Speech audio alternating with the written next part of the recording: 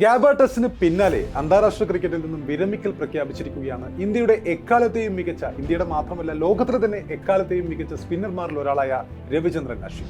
GABA ടെസ്റ്റിന്റെ 5ാം ദിനം ത്രില്ലറിലേക്ക് നീങ്ങുകയായിരുന്ന മത്സരത്തിൽ രസം കൊല്ലിയായി മഴ എത്തിയതിനെ തുടർന്ന് സമനിലയിൽ ആ ടെസ്റ്റ് അവസാനിച്ചതിന് ശേഷം അപ്രതീക്ഷിതമായിട്ടായിരുന്നു അശ്വിന്റെ ആ ഒരു വിരമിക്കൽ തീരുമാനമുണ്ടായത്. 537 ടെസ്റ്റ് വിക്കറ്റുകൾ, 37 5 വിക്കറ്റ് നേട്ടം, 3503 റൺസ്, 6 ടെസ്റ്റ് സെഞ്ചുറികൾ, ഏറ്റവും കൂടുതൽ മാൻ ഓഫ് ദ സീരീസ് പുരസ്കാരം, ഏറ്റവും വേഗത്തിൽ 250, 300, 350, 400, 480, 500 വിക്കറ്റുകൾ. Only behind Muttiah, Muralitharan and Shane Warne. Cricket ആരാധകർ തീർച്ചയായും രവിചന്ദ്ര അശ്വിനെ മിസ് ചെയ്യുമെന്ന് ഉറപ്പാണ്. One of the greatest ever എന്ന് തന്നെ പറയാം.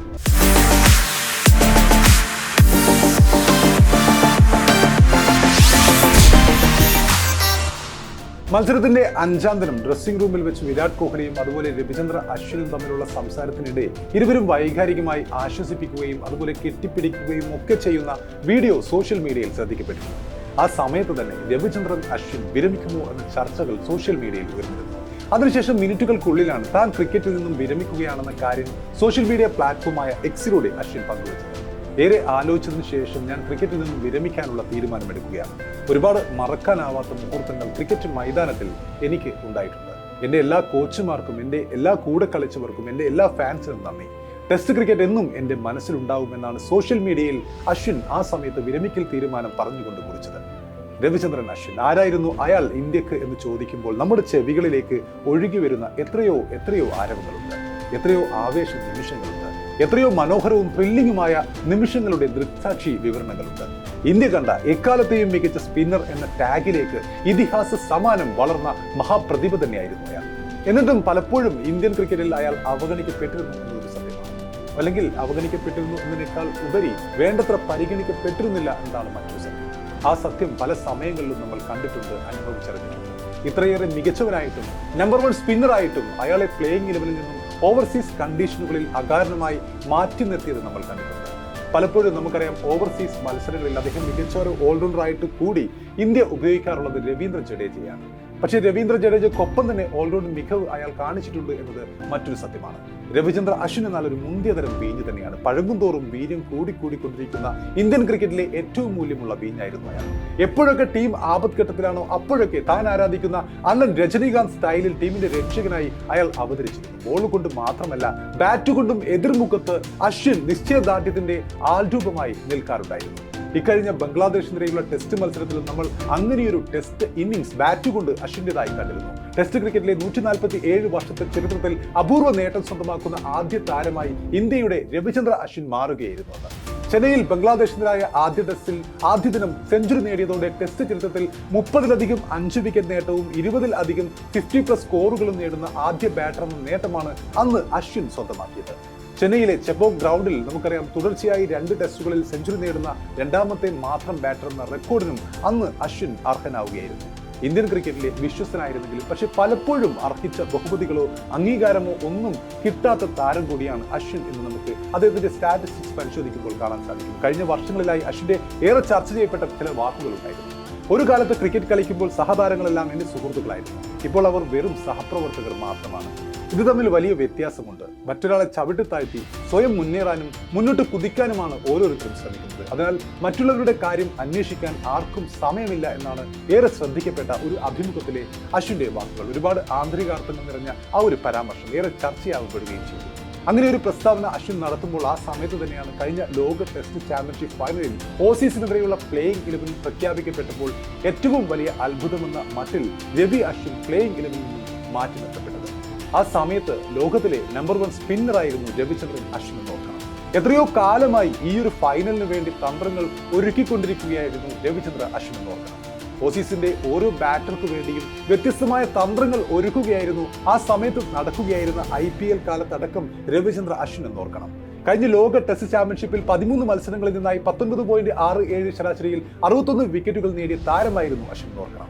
ഇനി ഓൾറൗണ്ടറെയാണ് പരിഗണിക്കുന്നതെങ്കിൽ ആ സമയത്ത് ടെസ്റ്റിൽ ആ സമയത്ത് തന്നെ 5ഓളം സെഞ്ചുറികൾ അടിച്ചിട്ടുള്ള അശ്വിൻ മറ്റാരേക്കാളും ഈ വിഭാഗത്തിലും ഏറ്റവും അനുയോജ്യന നിലയിൽ ലീഡ് ചെയ്യുന്നുണ്ടായിരുന്നു എന്നോർക്കണം. ആ രവിചന്ദ്രൻ അശ്വിനെയാണ് അങ്ങനെ വീണ്ടും അവഗണനയുടെ കയ്പ് നീർ കുടിക്കേണ്ടി വന്നത്.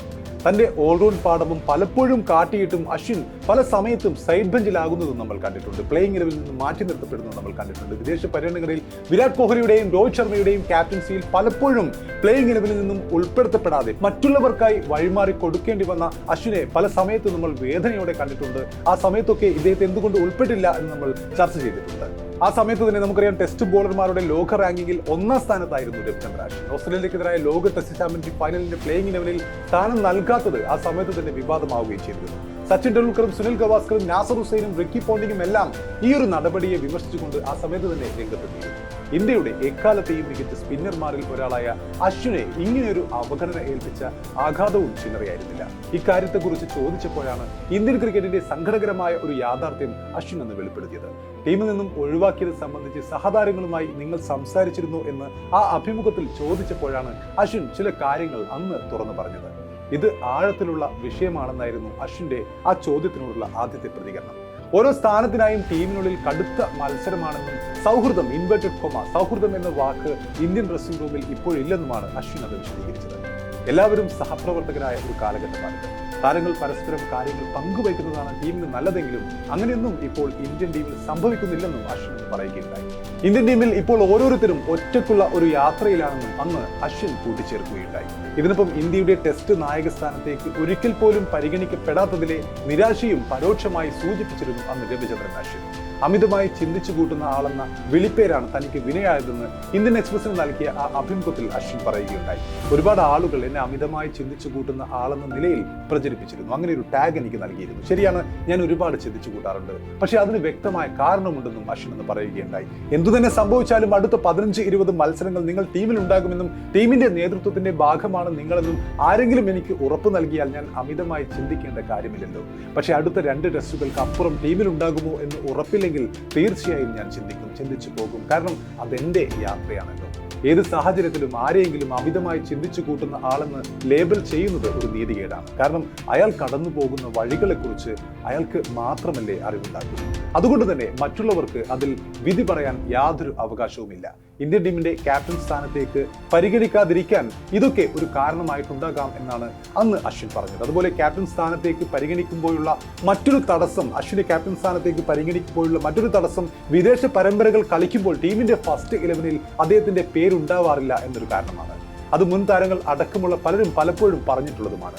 നായകസ്ഥാനത്തേക്ക് എന്റെ പേര് പരിഗണിക്കുമ്പോൾ അതും ഒരുപക്ഷെ എനിക്ക് മുന്നിൽ ഒരു തടസ്സമായി ഉണ്ടാകും.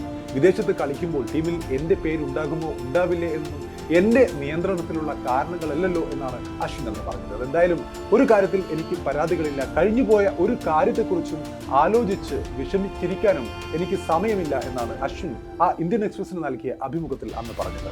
പരിക്കേറ്റ് താൻ വലിയ പ്രതിസന്ധി നേരിട്ടപ്പോൾ ആരും പിന്തുണച്ചില്ല എന്നും അശ്വിൻ എന്ന് പറയുകയുണ്ടായി. അതുപോലെ കുൽദീപ് യാദവിനെ ഇന്ത്യയുടെ 1ാം നമ്പർ വിദേശ സ്പിന്നർ എന്ന് മുമ്പ് കോച്ചായിരുന്ന സമയത്ത് രവിശാസ്ത്രി പറഞ്ഞപ്പോൾ തന്റെ ഹൃദയം തകർന്നെന്നും വെളിപ്പെടുത്തിക്കൊണ്ട് അശ്വിൻ ആ സമയത്ത് രംഗത്ത് വന്നു.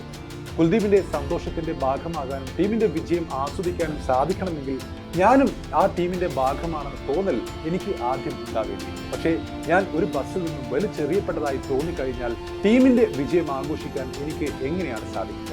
അന്ന് ഞാൻ നേരെ എൻ്റെ മുറിയിലേക്ക് പോകുന്നു, ഭാര്യയെ വിളിച്ച് ഒരുപാട് സംസാരിക്കുന്നു. എൻ്റെ കുഞ്ഞുങ്ങൾ അവിടെ ഉണ്ടായിരുന്നു. അങ്ങനെ വിഷമങ്ങളെല്ലാം എനിക്ക് മാറ്റിവെക്കാൻ അവരോട് സംസാരിച്ചപ്പോൾ സാധിച്ചു. ഒടുവിൽ ആ വലിയ വിജയത്തിന്റെ ഭാഗമാകാനും ആഘോഷിക്കാനും എനിക്ക് കഴിഞ്ഞു എന്നാണ് അശ്വിൻ രവിശാസ്ത്രിയുടെ ഈ പരാമർശത്തെ തുടർന്നുള്ള ഓർമ്മകൾ പങ്കുവച്ചത്. ഇതിനൊപ്പം 2018-നും 2020-നും ഇടയിൽ ക്രിക്കറ്റിൽ നിന്ന് വിരമിക്കുന്നതിനെ കുറിച്ച് പലകുറി താൻ ആലോചിച്ചിരുന്നതായും അശ്വിൻ വെളിപ്പെടുത്തിക്കൊണ്ട് രംഗത്തെത്തിയിരുന്നു പല ഘട്ടങ്ങളിൽ. ഏതായാലും രവിചന്ദ്ര അശ്വിൻ വിരമിക്കുമ്പോൾ അശ്വിൻ ടെസ്റ്റ് ക്രിക്കറ്റിൽ ഇന്ത്യക്ക് നൽകിയിരിക്കുന്ന സംഭാവനകൾ പരിഗണിക്കുമ്പോൾ തീർച്ചയായും ഇതിഹാസങ്ങളുടെ ആ ഒരു നിരയിൽ തന്നെയാണ് രവിചന്ദ്ര അശ്വിന്റെ സ്ഥാനം.